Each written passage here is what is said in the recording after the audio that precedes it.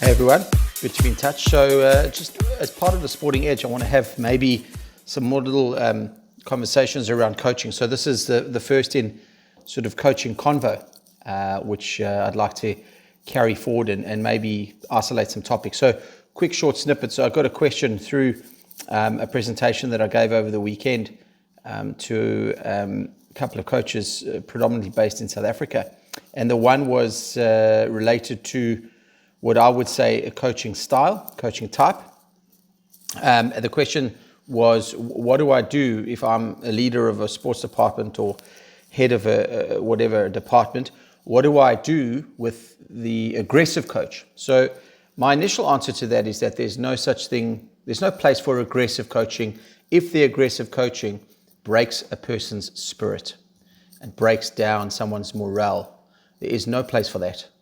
If your aggressive coaching is pushing somebody to their limits in a positive way, building them up, I've got time for that. So there's three basic styles that I really like to refer to, and they're pretty simple: autocratic coaching, democratic coaching, and holistic coaching. Now, autocratic coaching is really summed up by the phrase, it's my way or the highway. There's very little input from players, very little consultation.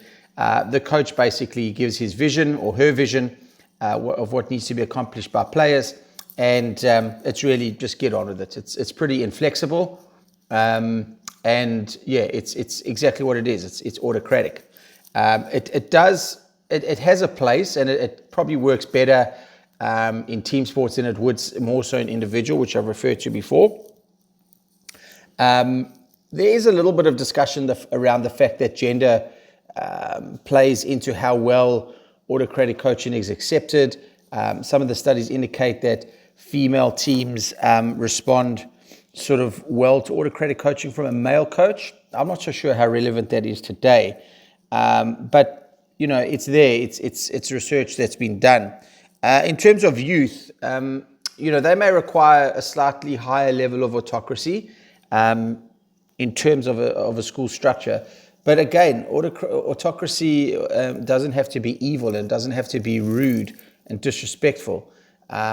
And you must be very careful with autocratic coaching because it generally can, you know, you can really become, your players will become robotic and they'll probably become pretty scared to make mistakes, which is not a positive coaching environment. Then you get to democratic coaching, which again is exactly how it sounds.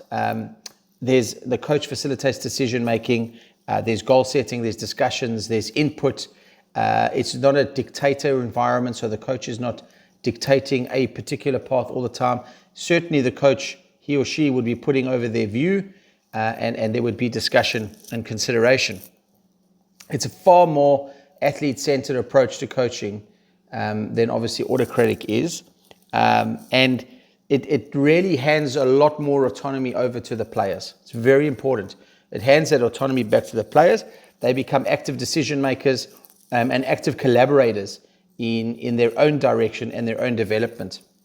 Very well suited to individual sports, tennis, swimming, but certainly I would support this for team sports as well. I think it's very important that the coach is able to activate the individual within the team to make sure that you know, that you're obviously getting the best out of the thing. And then lastly, the holistic version, which is a lot more casual, a lot more relaxed style of coaching, pretty much founded on the theory of happiness. So a happy team is a successful team. Very little structure is on offer. Very little feedback. You know, structured training is very limited. Feedback is very limited. But in this area, the coach is actually working to create what they believe is where an environment where the players feel comfortable, feel relaxed, and pursue skill development in their own time and in their own way. Not really the style I would go for, but I would probably find something between democratic and holistic that generally would be somewhere that I would land. So I've said it before and many times when it comes to coaching, it's such a thing that's yours. It's for you. And you need to work out what is best in that space. So keep having the convos, keep posting the questions. Don't be shy. Get hold of me on social media, Edge of Sport. Chat soon.